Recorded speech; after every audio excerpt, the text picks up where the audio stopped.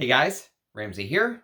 Welcome to another video. Tonight we have part 2 of our Celine escapades. Today I wore a Celine fragrance for the very first time, and according to the Celine marketing, it is Bois d'Ormont, which is the daytime fragrance, and your nighttime fragrance on the same day is supposed to be black tie. So I must admit that I don't really see how these two fragrances, one is day and one is night, like I don't see how they play together because I did my usual routine where when I tested Bois d'Ormont, I put my sprays on the inside of my collarbone and the top of my hands, and I figured it would be, a smooth blend between black tie. So black tie in the evening, when evening roll around, I put it on the back of my neck and on my wrists. And I'm just trying to kind of understand what this whole daytime equivalent of black tie is for Bois d'Ormont. Other than sharing a couple notes, I don't really understand it, but we'll leave that for later in the video. So let's talk about, first of all, the scent and what black tie is. So a black tie came out in 2019, and I guess you could classify it as a semi-sweet, powdery scent, very similar to the rest of the Celine fragrances that you'll come across. I think I'm starting to understand the Heidi Slimane DNA even more than I did with just, say, Dior Homme, which, interestingly enough, I compared the Dior Homme DNA as soon as I smelled Bois d'Ormont today in the daytime one. Immediately, Dior Homme popped into my head. And a forward-looking, fortuitous comment is somebody in the comments of that video said, I think you're exactly right about Dior Homme, and I think that black tie is actually Celine's equivalent of Dior Homme Intense. And I said, okay, let's see. So it's a very interesting comparison because Dior Homme Intense is the deeper, darker, maybe more nighttime, you could say, cousin to its daytime Dior Homme, if you wanted to say that. But I love wearing this in any time, any place. I actually prefer this to Dior Homme Intense, the Silver Stem. It's one of my favorite iris fragrances to wear. I just love the DNA. And Dior Homme Intense has this makeup-y vibe, which, to be fair, if you don't like the makeup-y vibe, maybe you will prefer black tie. But for me, black tie has a major issue, and we'll talk about that in a minute. It's a scent association that I just can't kind of get rid of. But let's read the blurb first, because the blurb is always a source of entertainment and many times jovial laughing / eyebrow raising at what in the world are they talking about, and this one's no different. But it also gives us kind of a view into the mind of the designer, the creator, what the brand thinks the scent should be. So here we go. So here's how Celine describes black tie. A cotillier's perfume, the exact olfactory interpretation of his style in relation to fashion, his obsession. Interestingly enough, obsession, that word, they mentioned in Bois d'Ormont, in the Bois d'Ormont write-up for the day, they mentioned that Heidi Slimane has almost this obsession. They didn't use the word, but they basically said he has an obsession with making the double-breasted blazer over and over and over. And I said that it feels like he's trying to make the Dior Homme DNA over and over and over with the Celine line. That he has a little bit of a OCD to just continue to make the same thing over and over and over again. So the word obsession really jumped out to me. And I got this vintage bottle of Obsession, which I always thought the Obsession for men in eau de toilette form that had Calvin Klein Cosmetics Corp on the bottom was the first run. It's not. Actually, the first run is the cologne spray. It was originally in a cologne. This stuff is stunning. This is thanks to Armando. He sent me this bottle very kindly. Oh my God, I wore this to bed last night. I would wear this. I would wear Dior Homme Intense, Dior Homme Parfum. I'd wear any of them over the Celine line, to be honest with you. And the thing about it is, well, we'll get to that. Let's finish the reading the write-up here. So his obsession with black and a tailored silhouette and androgynous composition. And if you remember, I talked a little bit about how Dior Homme came out right at the peak of that metrosexual, queer eye for the straight guy trend in the early 2000s. And it was originally seen as this feminine targeted fragrance marketed towards men, if you will. And it's so it's interesting now they're just completely throwing away the genders and saying that it's androgynous. It's not just unisex, it's androgynous composition around vanilla as dense and as crisp as grain de poudre or lacquered satin. Fashioned like a dinner jacket, cedar and tree moss structures its allure, while the powdery caress of orris troubles body and mind. While the powdery caress of orris troubles body and mind. Usually I think you'd want your orris to ease your mind or set it free or, relax it. But trouble it? You want your orris to trouble your mind? Like sometimes I think that people don't even read what they've written. Terrible ending to the write-up. And the notes are white orris butter. So the notes for a black tie are white orris butter, which is a theme throughout the line I'm seeing. There's white orris butter in Bois d'Armont, which I tried earlier today. There's cedar in Bois d'Armont, so it has that, white orris woody connection between the two. Then there's 3 notes that are listed in black tie that are not listed in Bois d'Armont. You have musk, vanilla, and tree moss. Those are the 3.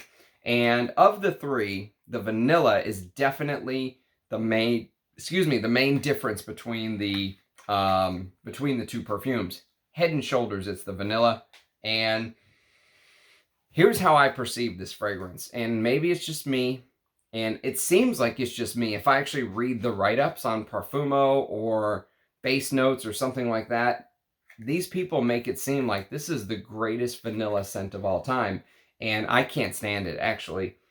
I have like an outright disdain for black tie for the first half hour of black tie because it starts off to my nose, but I don't hear anyone else saying this, so maybe I'm just out of my mind. But the first 5 minutes starts off with this powdery vanilla, but not just any powdery vanilla. It starts off with this powdery vanilla that reminds me of the vanilla that my mother used to use when making like cakes or cupcakes or, some sort of pastry or, something along those lines, baking, whenever she was doing her baking. And I was 5 or 10 years old, sitting in the kitchen watching her cook, and she had that old school, beater with the 2 heads that looked like it was from 1980s, with that weird off-color brown handle that they all used to have.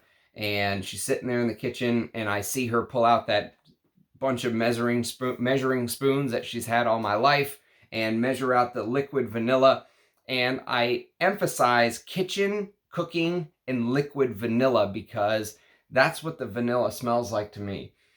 It smells like you went down to Walmart or Target, bought the vanilla off of the shelf, whatever the cheapest one you can find is, and put it in your perfume. And I do like vanilla perfumes when they're done right. And usually I like my vanilla in a form of something like this, something like Shalimar, where you get that dirty vanilla. I like the dirty vanilla. I like the animalic castoreum, like, 2 bodies pressed against each other, their sweat intertwining between the 2 bodies. And there's that warmth that's shared between the 2 bodies. That's the smell of Shalimar for me. It's a romantic, the 30% bergamot oil, which is a very expensive ingredient, by the way, really shines in Shalimar. And you can see how excited I'm getting talking about Shalimar versus black tie. I'm like, this is a $375 fragrance for 200 mils. It's $255 for 100 mils.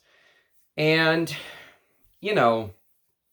when I read some of these comments, like, listen to this comment. Tell me if it's just me or if I'm just completely losing my mind. I cannot describe to you, but you are perfect. Buttery, soft, vanilla dream. You know, these are the headlines. The meltdown is initiated. I've searched for many thousands of fragrances, and this is the only one. That's the kind of stuff people are writing about this. And I'm sitting here going, am I smelling the same thing? Is this what they're going crazy for? Seriously? Or are they just drawn to the brand and the bottle? Is it the bottle, or are they really smelling this fragrance? Because, you know, one guy or gal, I don't know, writes that they view it as a dry vanilla. I don't get a dry vanilla at all. I get this liquid, wet, kitchen-like vanilla, this wet liquid vanilla smell. And I have never, and I've smelled a lot of vanilla fragrances in my lifetime, I have never smelled one that smells so picture perfect to the vanilla from the store. Does that mean they're using cheap vanilla? Or is that actually, are they going to try to spin it as like, you know, royal grade McCormick vanilla here, and I'm just missing the plot? What is happening? You know, it's really hard for me. It's almost nauseating when I smell the first 30 minutes, because it reminds me of, you know, kitchen cooking. Like, you know, I don't want to smell like that. You know what I mean? Like, if you're going to use vanilla in there, at least use it classy like Guerlain used it. To me, the first 30 minutes are tough, really the first 20 minutes, and then it kind of starts to dry a little bit, and that kitchen vanilla-like smell, it doesn't seem to go away though. It lingers, even though it takes a back seat to the cedar and the powderiness of the orris. That vanilla is a lingering smell that really bothers me, let's say the first 45 minutes of the fragrance. And the problem is, the fragrance only lasts 3 hours or so on my skin. They're talking about this being like a formal nighttime wear. I don't know if you could smell this and make it to your nighttime date and they still smell you. It is so soft and delicate and powdery. And if you like the kind of fragrances that I like I just grabbed one at random, but if you like vintage like this, like if this is the kind of stuff you like to wear like I do, the 80s, 70s fragrances, even this Vintage Obsession, which is a beautiful, man, I am in love with this. Oh my God. I might spray this on just to get my nose moving again after the boring day of wearing Celine. It's not something I want in my perfume. You know, I'm not going to, this sort of DNA doesn't attract me. And, you know, how can I describe this outside of that kitchen vibe? Okay. There are some positives. I'm not going to say it's all bad, because after that kitchen vanilla really started to come in the opening, and I started to think, man, this is going to turn into a sweet bomb. At least it doesn't. It doesn't go super sweet. There is a bit of sweetness to it, but it doesn't have that extreme sweetness that I was really worried about. So you could say that's a plus. And, you know, it is interesting, though, that when I read this, I'm the only one that is saying anything other than just glowing reviews about this. It makes me feel like I'm the only one on God's green earth that does not like this fragrance. And to be fair, it does settle after about an hour, let's say. First hour is very hard for me to digest. The second hour, it kind of settles into something that's a little bit more digestible, and it started to remind me of something. So the first hour doesn't really remind me of anything, because I've never smelled a fragrance that is so picture perfect, you know, liquid kitchen cooking vanilla, and that just put me off. But if I can get past the first hour, it does remind me of a perfume that I have in my arsenal, but the one that I already own the bottle of, I actually like more than this, and it's this. This is Eau Duelle by Diptyque. And you can see I mentioned Shalimar earlier. If you know the story of Shalimar with the Taj Mahal, you'll notice a very similar artifact right here. Very interesting that Diptyque chose to put the Taj Mahal on their fragrance for vanilla. And this little vanilla gem right here, is a very simple fragrance, but I enjoy it much more because they've introduced, instead of this very soft, powdery, almost mute, it's almost like the fragrance is mute on your skin, this black tie. Uh, Here, they've introduced a note that I think makes it much more interesting, and that note is incense. So Eau Duel is basically this duel between two notes. It's incense and vanilla. And you would think it's boring. And you know what? To some people, it very well may be. But this is such a sensual scent. It is so alluring to me, like I don't find it boring. Even though most vanillas I find boring, these two I can definitely stomach. And since this is like my favorite vanilla of all time, and this actually reminds me, after the first hour, black tie starts to remind me a little bit of Eau Duel. That cedar woodiness can almost be mistaken for wisps of incense, although the incense here is far superior in Eau Duel. It also has much better staying power. I enjoy wearing it more. So I have this very tough time accepting what this is, and I'm having a tough time accepting the love for this fragrance. It's and then I'm sitting here as I'm trying to wear this as my evening wear, like the brand recommends.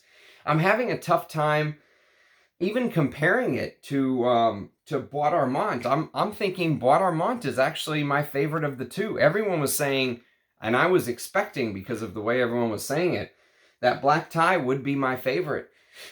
It's not. I don't think it is at all. I think Bois d'Armand's my favorite because Bois d'Armand has this rebellious spirit about it. Bois d'Armand has this, instantly I was reminded of that Dior Homme DNA, but Bois d'Armand does this thing where it seems like it uses some of those fresher notes, like I mentioned juniper in the review. I mentioned I smelled some notes in Bois d'Armand that I did not smell in the note listing, and so I got a little bit of cardamom and spice and sage and stuff like that. In black tie, I get nothing else. Like, I hardly even get what's listed in the note pyramid. Forget picking up additional complexity. So Bois d'Armand, while when I first tried it this morning and wore it as my scent of the day, I was like, okay, this can't, this has to be the most boring Celine. Like, there can't be any more Celines boring than that. I was wrong. In one day, since I did their day-nighttime recommendation, and I'm not really meaning to bash Celine, but there's no other way for me to say it. I mean, black tie out-boringed what I thought was the most boring fragrance I've smelled in a long time. And it actually makes Bois d'Armand seem much more complex when you compare the two. Black tie is a huge disappointment, gigantic disappointment for me. It really, and I understand Heidi Slimane wants to remake this DNA. Like, he obviously has this obsession with making this DNA over and over and over and over and over. And while I respect him as a designer, definitely what he did with Dior, he was at the peak of his prowess at Dior. And, Bois d'Argent with Annick Minardo. And then, with Dior Homme in 2005, the very next year. Some people in the comments I was reading, they were saying, oh, this must be an Annick Minardo because it's, powdery, and or black tie must be an Annick Minardo. This does not smell like an Annick Minardo to me. I don't think she would put something like this out. Her fragrances have so much more to them. Like, when I wear an Annick Minardo, they have her DNA, but they have this, overreaching like class and appeal, and I'm always shocked by how much I like it because her style is usually not something I like, but the way she does it is amazing. There's no way she would put this out. I don't think this is an Annick Minardo. Personally, I would bet against it. But black tie, this whole semi-formal evening wear this in the evening, wear Bois d'Armand in the day, I just don't, other than like a marketing ploy, I don't get it. I don't see how day and night come together to make any sense to me, other than the fact that the fragrances are so soft that if you just spray one over the other, It won't even matter because you'll hardly be able to smell either one. I mean, I don't get very much woody notes. When I was doing this breakdown, I was first kind of reading the notes and spraying it, and I got a vanilla in the beginning. I was like, okay, maybe I'm gonna be able to do this review and say, okay, the vanilla starts to tone down. Here come the woods from underneath. Here come the tree moss. Tree moss. I mean, usually oak moss, when you smell it in a real fragrance, I don't even feel like I can call black tie a real fragrance. But when you smell it in a real fragrance, it has this texture to it, you know? Like you're actually touching the moss is what I think of in my brain now. Or you're walking into a 3D tree and you're just surrounded by this lichen, this tree moss lichen. And, you know, I don't get any of that with the tree moss from black tie or the cedar or, you know, anything like that. So, yes, I mean, unfortunately, that's how I feel. I would take Bois d'Armont over black tie any day of the week. At least Bois d'Armont has that rebellious spirit to it. Black tie is just one of the most boring vanilla fragrances I think I've ever smelled, ever. And I'm really hoping that the rest of the house isn't like this, because Bri very kindly sent me 3 more samples to test still. So I still have Eau de Californie, I still have Saint Germain de Prés, and I still have one more, which is L'Eau Peau Nuit. And thank you, Bri, by the way. You deserve a shout out for sending me these samples. Even though they're not my thing, at least I get to put my thoughts out there. So I still have 3 more to do. I'm really hoping these aren't like this, because this is very disappointing. You know, it's not a fun wear either. I didn't enjoy wearing these today. Bois d'Armont I sort of enjoyed, but black tie just kind of really irritated me. It made me mad that this is the stuff that Celine is selling, and it made me mad even more mad when I read the comments. Like, this is the stuff that the perfume industry and perfume public is now willing to praise. This is what they're praising? Like, forget it, you know? And that's why, as a vintage lover, that's why sometimes I'll just kind of peek my head above I'll stay in my little rabbit hole, and I'll peek my head above and look and be like, nope, going back down. Forget you guys. I'm not playing this game. $255 for 100 ml of this? No, I don't even think black tie would be worth it at 50 bucks. Just buy Shalimar. I mean, Shalimar is the superior vanilla by a mile and a mile and a half. Shalimar is just wipes the floor with black tie. And when I wear Shalimar, I feel like I'm wearing like an artifact, you know, like I'm wearing a piece of history. When I wear black tie, I feel like LVMH is just digging in my pockets, you know, like I've been suckered, like I'm a sucker, like I'm a mark, you know. You know when they say if you don't know who the mark is, it's usually you. The joke's on you. That's what it feels like when I wear these Celine fragrances. And, you know, they're trying to sell this ultra luxurious, like, oh, it's so ultra, it's so soft and powdery and ultra luxurious. And all I can think of is how LVMH took Guerlain, the house that actually was an ultra luxurious, family run, prestigious house, and just drove it into the shitter. And so trusting LVMH to run this ultra luxurious niche house, Celine, which just popped up out of nowhere in 2019 with perfume again, or 2018 or whatever it was, I have no confidence in them. I'm sorry. LVMH has lost all of my confidence. It feels like they're just recycling the same shit over and over again. Even the website doesn't even go look at Louis Vuitton Moet Hennessy's, go look at Louis Vuitton perfume website, and then go look at Celine's website. Even the website looks like just copy and paste. Like, look, this is a Celine sample. Okay?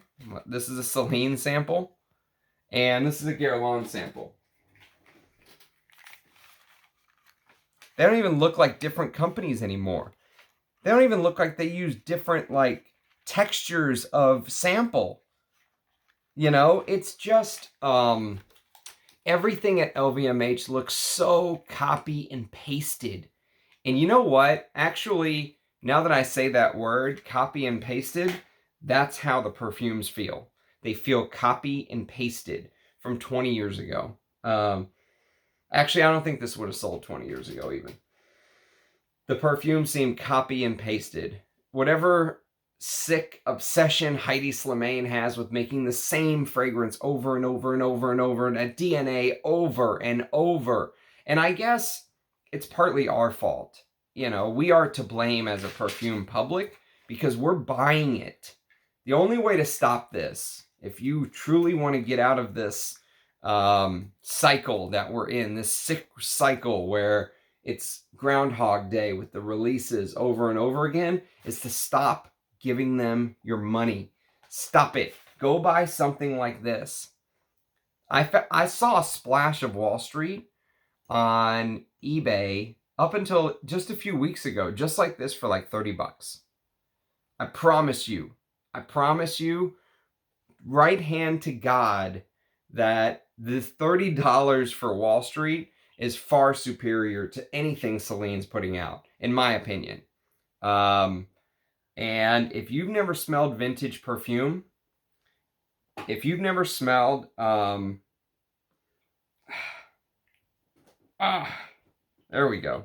If you've never smelled, oh my God.